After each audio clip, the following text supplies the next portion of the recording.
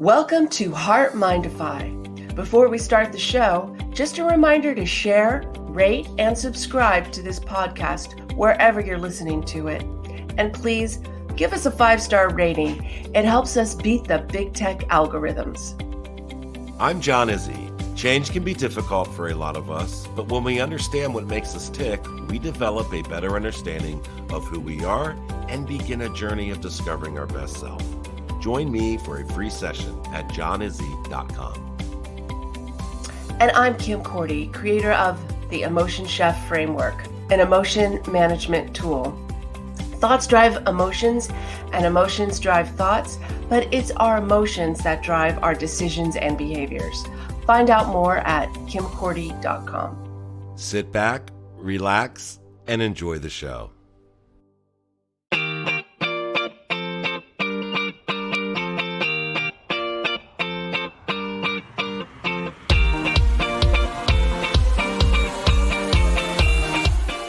Knowing each other personally and socially for the past 10 years, Kim and John have joined forces, bringing years of experience and training, providing a platform for growth and personal development, along with a little humor.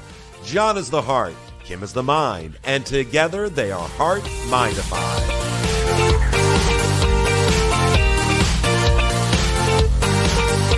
Good afternoon, Kim. How's it going? And good morning, at least in California, to you, John.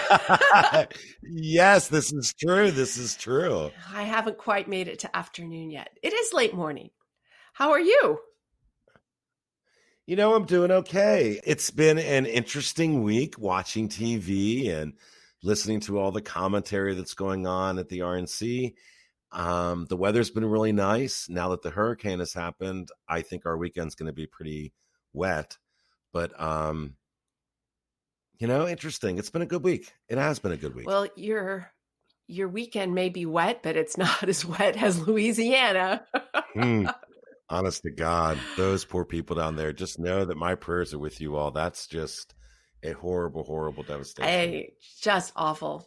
It's so sad, to think that they have too much water and we don't have enough. And it's not like we can just even it out and bring some of their water to pour on our trees here in California. I know, right? Life just doesn't work that way. No, it sure doesn't. It sure doesn't. But, things are okay.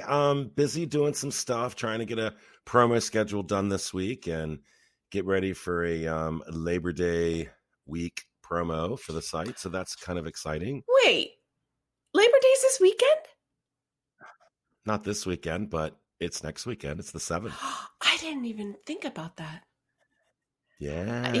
Already. Between Andrew's different schedule, plus he hasn't worked for so long because the winery was shut down because of the fires. Actually, they were on evacuation, even though they didn't catch on fire, but still they were under the mandatory evacuation. So he was on a different schedule where he didn't have a weekend. And now I'm all turned around because he's home all the time again. And I'm like, oh, I don't even know when holidays are. Is this a Saturday? I can't tell you. I'm a little befuddled. Yeah. Julie, my sister, for those that don't know, that's my sister's name, but Julie's been house sitting for a friend of hers that has a dog while he travels for work. And I saw her, I think 10 minutes Tuesday. It's Thursday, right? Yeah. So I saw her for 10 minutes on Tuesday. She came in, she did a quick couple of things. I made some macaroni salad. I gave her some for lunch and it was like, bye. It's like, we need to really reconnect after all the COVID stuff ends. I think it's the families need to reconnect. We just need to reconnect in a way where we don't have to worry about social distancing or wearing masks and all that kind of good stuff that we have to do right now. So, but things are starting to come back a little bit here. So that's kind of good. Yeah. But the virus hasn't gone away, unfortunately. No, it hasn't. Anyway, I didn't want to talk about the virus. I wanted to talk about Personal culture. My title is self-designated, is an emotion culturist. And a lot of Right. people have said, what is an emotion culturist? So the word culture comes from the Greek koleir, to tend, guard, to till, to cultivate. So when you Okay. tend to a garden, you tend to your land. That's where culture came from. And you can see how it transformed through the years into how a country, an organization, a corporation wants to cultivate their business. The culture and how it grows or in what direction it takes is based on how they tend it, right? Yep, that makes sense. And the same is true for us as individuals. But we don't think of culture as our personal effects, how we get things done, which is what organizational culture is, right? We don't think of that. We think of it as the family of origin. I come from this culture and my religious culture and all these other cultures, which are cultures of their own. But you are a unique culture to yourself. And that's what personal culture is. Have you ever thought about personal culture in that way? I don't think I have. I mean, I've always looked over to the years, you know, at that whole diagram, the circle of your life. So you have, the inner circle is, the people that are close to you, your, family, those kind of thing. And then you have your other circle, which are your friends. And then it goes out to acquaintances, and it's people that you, by your actions, come across for whatever reason. But I've never looked at it as a personal culture. I've always looked at it as, this is who I am. This is who I hope the world sees. And then in that, I hope I attract people to me that, and I guess like you're saying, that fits into my personal culture, so that together we develop this culture where we can each, like you said, tend to your fields, right? So that you have like-minded people, or people that have the same values, or the same likes and experiences and dislikes that you have, and that helps you grow, and then you help them grow. But I never looked at it as a personal culture. So that's an interesting way of putting it. I like it, though. I really do like it. Good.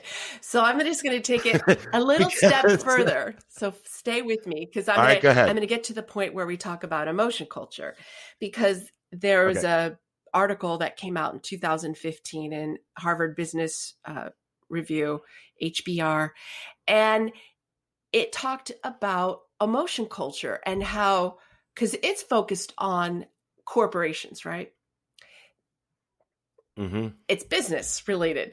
And so they talk about in this article about the importance of emotion culture within an organization, that there's the cognitive culture, like what is stated to people, because there's artifacts. Like you've been in a business where you get a piece of paper or you get a binder. This is the culture of the organization.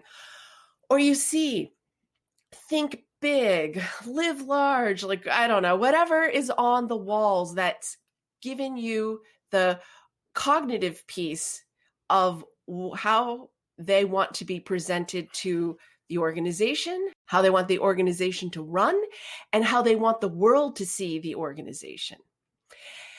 That's the cognitive piece. Then there's the emotional piece of culture. They call the emotion culture.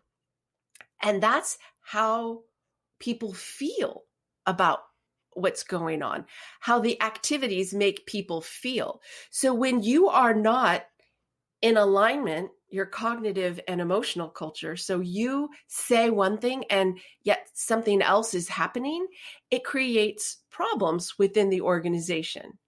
And I think you and I have been in enough organizations as employees or as consultants to see the effects of having an organization say one thing, do another, and create a discord between the cognitive and emotional. Oh, absolutely. The mission statement, right? Let's just say the mission statement that the company puts out is their statement of how they're going to do business. And when the employees aren't in alignment with the way that they fulfill that mission statement, then that can be a huge problem. It's not that they don't maybe necessarily disagree with the statement itself, but the way by which that statement is fulfilled creates a culture that can be extremely out of alignment, and that can result, like you said, based on your emotions or also how your personal culture comes into play into the larger corporate culture, right? Because our personal culture is going to dictate for us our set of values and beliefs and how we see ourselves and understand ourselves. And on the outside, we look to a company that kind of shares in those beliefs. But when we're involved in a way that is counter to how that company fulfills those beliefs, that's when we have problems. And that's where companies fall out of alignment. And so when you put emotions into that, yeah, that's huge. Huge. Yeah. And the more successful companies manage their emotional culture.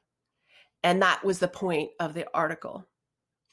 And so this is why I am an emotion culturist. And I look at an individual's personal culture as very similar to an organizational culture. It's just a little smaller version, right? And we are influenced by all of the cultures around us because we walk in and out of different cultures every day. You go to church, that's one culture. You belong to a group or an organization, a volunteer organization, that's another culture. You go to work, that's another culture.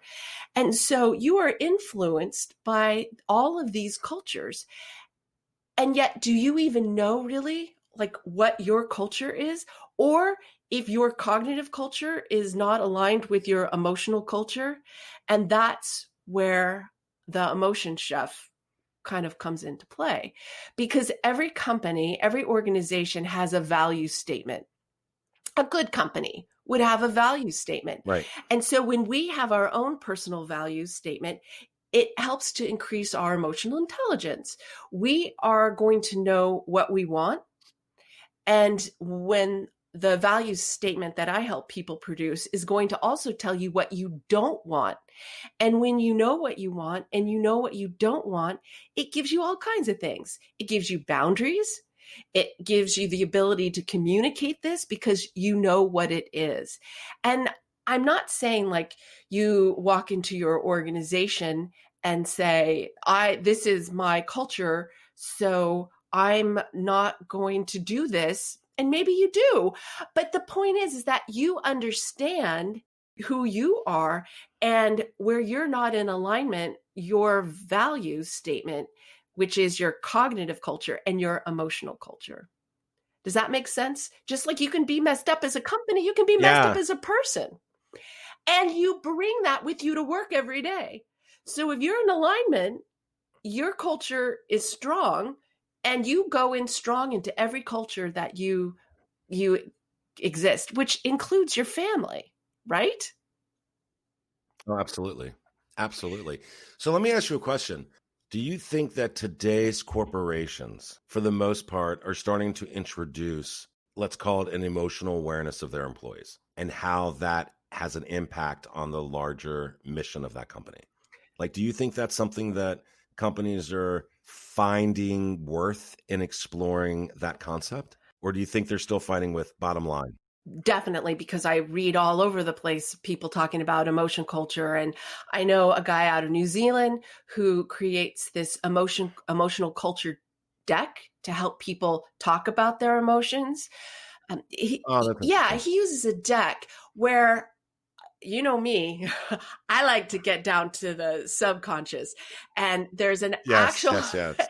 So when you give someone a set of cards, and this is a good tool. I'm not saying it's not a good tool, but if you can evoke a response that's coming from your subconscious, not something that's coming from, oh yeah, I see a word, so I'm going to pick it because I think that's what I want more of. Where if you go to the subconscious and I said to you, John, what do you want to feel more at work or in your life or whatever it is? When I evoke your name, I am triggering your brain to pull up what you want instead of using cards to trigger it, right? Oh, that's interesting. Yeah, yeah, yeah, yeah, yeah. I'm with you. Yeah, I'm with you. because what we're doing then is pulling from your subconscious, not from the conscious side of you that's looking at some cards. Right.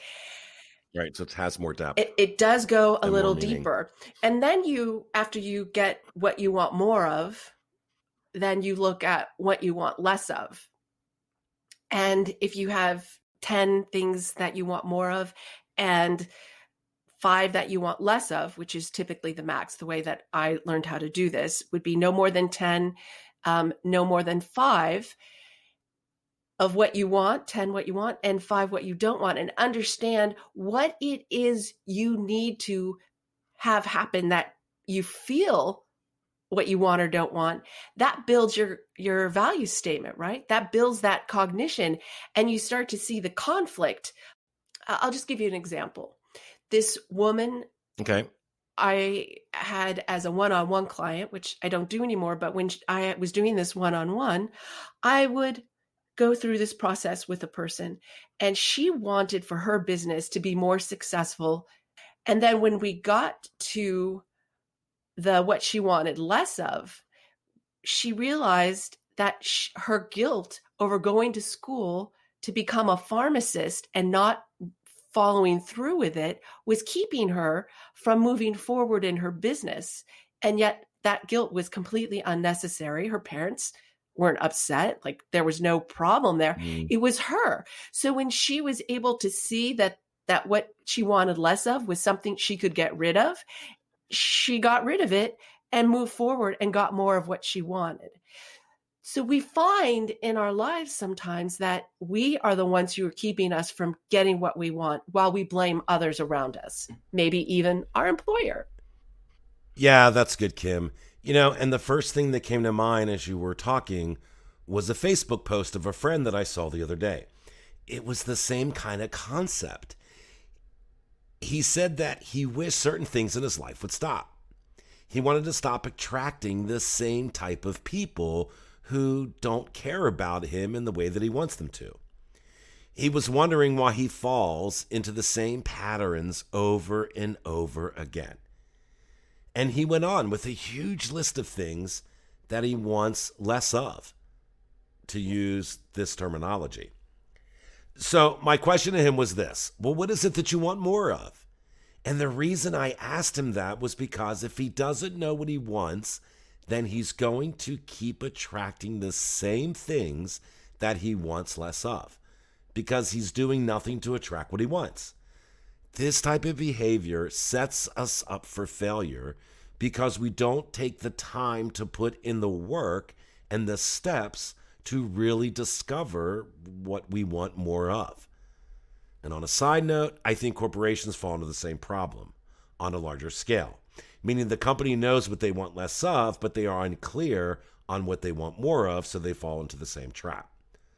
But on a personal level, how do we address it? I think that's going back to that value statement I was talking about creating. So if you look at your personal culture, I like to visualize things and Okay. use visuals. It really is impactful for me. If you are a plot of land and you're Mm-hmm. surrounded by all these other cultures, right? And you have to know what you want to grow. But other things are going to plop in, right? Like maybe, there's some weeds that were there from a long, long time ago. that you had planted years ago, you thought you had gotten rid of, and now they're popping up again. Or someone else. I mean, birds carry seeds, and other plants and flowers, other vegetation can grow. It's being cognitive of what you want and what you don't want, and being able to communicate that to yourself and to others. So if you are allowing something in that you don't want, it's because you don't maybe know that you don't want it. Like if things are Right. happening, it's like maybe you're just not aware of what you don't want. And this is going back to that whole subconscious thing. We have patterns of behavior, neurons that fire together, wire together. And Yeah. yep, they do. And it's a matter of being conscious. So the emotion chef is really just, it's an emotion management tool. It helps you manage your thoughts because thoughts drive emotions and emotions drive thoughts, but it's our emotions that drive our decisions and behaviors. So understanding your emotions and understanding what you want and what you don't want. That's why when I help people get a personal value statement, we start with emotions and develop the cognitive piece, the thoughts around it from that, because it's emotions that are driving our personal culture. No, that's really good. That's really, really good. It's funny because I know on the coaching side of things, that's exactly what I do, right? It's not so much a matter of the behavior that you're experiencing, but it's a matter of what's beyond or what's behind the behavior that's causing you to perform a certain way or to do a certain thing, right? Goes back to that topic of what makes you tick, right? It's like it's what's behind the behavior, the root cause of that. And that's a huge stretch for a lot of people because we're so quick in making judgments, and we're so quick of putting things together that we rarely do ourselves a disadvantage because we don't take the time to really look at what's actually behind the behaviors or the motivation. Because if you can understand what motivates you, then you in return develop a more positive personal culture, which then can carry that forward. And if you know who you are, my suggestion, if you know who you are and you know what you want out of life, crank it up. Let the world know who you are. It's time to speak, right? And I think that's an exciting way of doing that. So your website, The Emotion Chef, can the average person just go to it and log in, sign up, and see what you have to offer? Absolutely. Okay. It's called Becoming a Master Emotion Chef, and you get a free section with it that is an overview of who I Cool. am. And I'm going to be adding a class. I'm actually giving a Nice. speech to a group, an online talk to a group of HR professionals in a couple of weeks. And I'm going to take them through this process of helping people themselves. Try it first with yourself, and then maybe, work with other people and see if helping people who are having struggles understand their personal culture by creating a value statement, then that can help them. So imagine that you've got a group of people who work together, a department. That's a culture Okay. within the organization, right? Right. So Right. Right. I I'm was just going I'm to say that. Yeah. managing all of these people. Would it not be helpful to understand their cultures, like what their value statement is, so that I can better manage them? And as an employee, Absolutely. wouldn't it be so helpful for me to understand like what I want and don't want, and maybe the things that I don't want that are keeping me from getting what I do want? And I can tell you this has happened more than once. I had a guy who was interviewing for a job, and we went through this process, and it was because he needed this job for money, but his real passion was another career that was really artistic. it was keeping him from interviewing well. So once he realized that, he was able to interview well and still have a good place for his artistic outlet. And that changed how he behaved. That changed how he went into his new job and how he interacted with people within the job, literally because he didn't have that negative concept of it in his head. He saw it as a means to an end. And you just don't know what's going on inside of your head until you take these little trips. Yeah, I really like that. And on the coaching, back to the coaching side of things, I when I'm working with a client who's struggling in understanding who they are, right, or struggling to understand the concept of know thyself, right? Um, One of the things I have them do is we go through a series of things that they like, and they can come up with answers real quick, right? Then when I ask them why, then they get stumped. And so what we do is we start with something that they like, one thing that they like. And then I work with them on discovering what it is that you like about that thing. And we begin to build a list then of all the things that they like and the reasons why they like it. And then you start seeing similarities in your answers.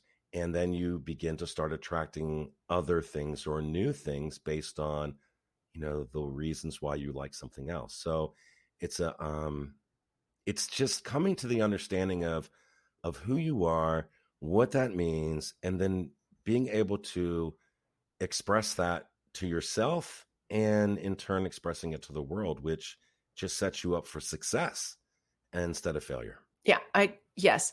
The only thing I would add to that is that bad is stronger than good as a whole. Mm-hmm.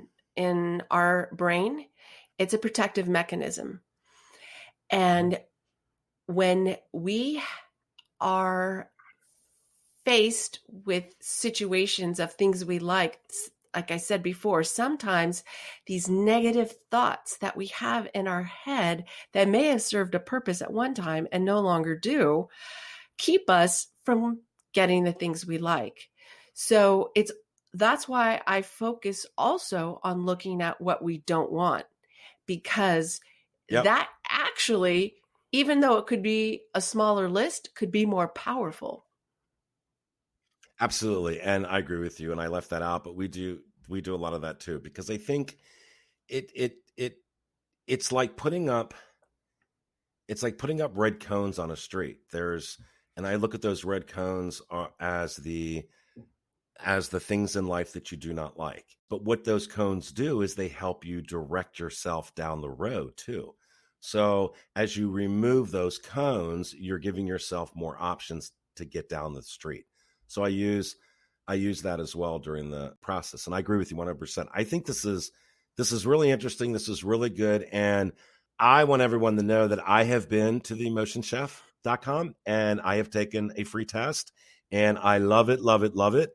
We have talked a lot about what is the emotion culture and understanding our emotions, improving our emotion vocabulary, and why we need to do that. And I think, Kim, you do a great job explaining that to people. And I just really encourage people, go to the website. You might learn something, something of value. And who knows, you might find out that you need some further help in this area, and Kim will definitely be able to help you along the journey. So Yeah. I think it's great. Kim, this is a really good If topic. I could, though, I just really want to take a minute Yeah. and summarize, because it was a lot of information. Yep. Absolutely. And Absolutely. and so a personal culture is really just looking at it, your singular version of what a corporation is. And when you were talking about the circles, there's you, then there's your family.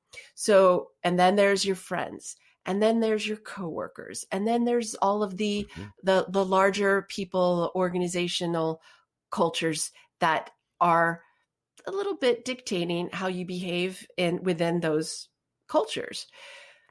So when you are strong in your personal culture, which is influenced by all these things, where you come from, your family, but when you have that strength, it strengthens all of the cultures that you participate in because you are a better communicator.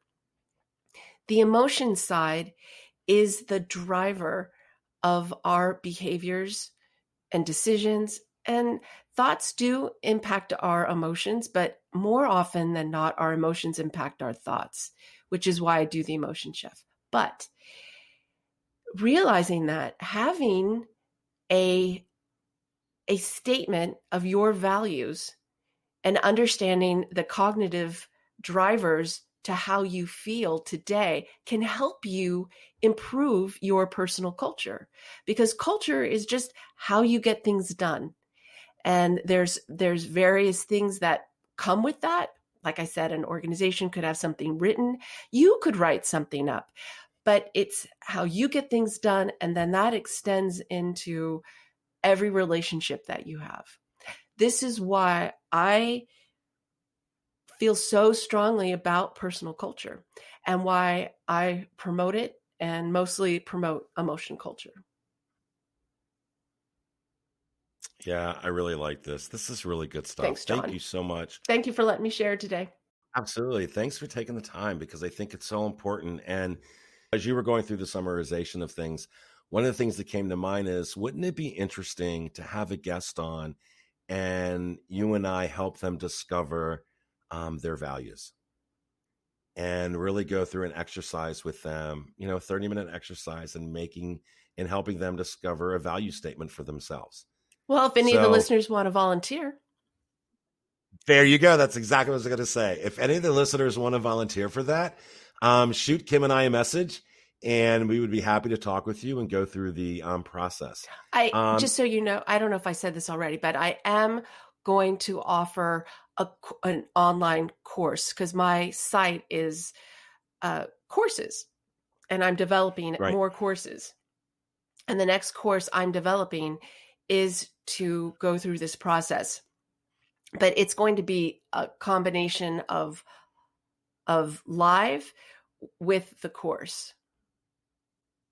So you will go through a certain reading process. You have to read something, and then you join one of the classes, and I will go online with you, and you will go through the process, or I can demonstrate it, and then you get a better idea of how to do it if you choose to. But it's a really interesting process. I've found it to be so helpful with people that I've worked with. Yeah, I think this is something that could work. I think this is something that I know some of our listeners would be very interested in. So if you guys find that this is something that you would like to venture down in trying to come up with your own value statement, and would like Kim and I to help you find that, there's a process involved with that, and we'll go through that process, and then we'll air that process on one of the podcasts. I think it'd be great for people. So anyway, Kim, thank you again so much. Thanks, John. Listeners, thank you so much for listening to us today. I appreciate it. Kim appreciates it. And wow, it was a good day. Thank you. You're welcome. I like this a lot. All right, guys, have a great week. Kim, talk to you later. Cheers. Bye.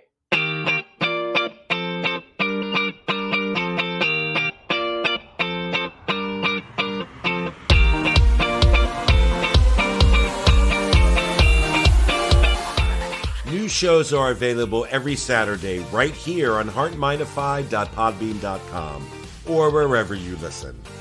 Kim and I would like to thank each and every one of you for allowing us to be a small part of your life. Be kind to yourself, and remember, our hearts tell the story, but our mind is the conductor.